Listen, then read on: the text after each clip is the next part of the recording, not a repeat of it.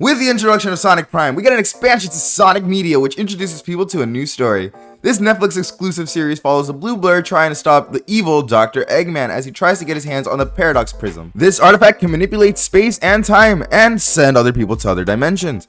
Sonic falls for an obvious trap which Eggman sets up because, like always, he lacks the brain power to see it.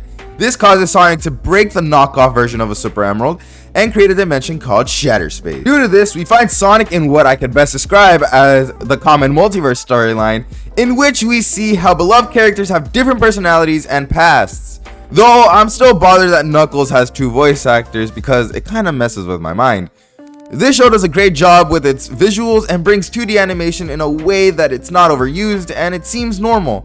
I applaud the team that worked on the CGI because it looks amazing and made me feel immersed in the world. The story did a great job when it came to pacing and nothing felt boring, but instead had me interested in wanting to know what would happen to Sonic and if he would ever get back home. They did a fantastic job of making Sonic a more realistic character who takes L's instead of always winning.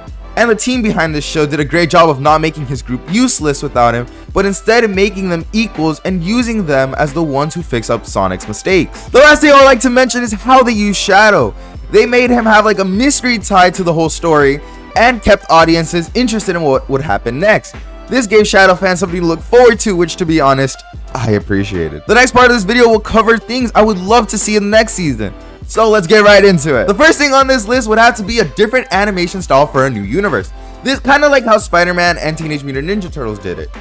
I think it would be cool because we get to see Sonic react to the differences between his dimension and this new one with a different art style.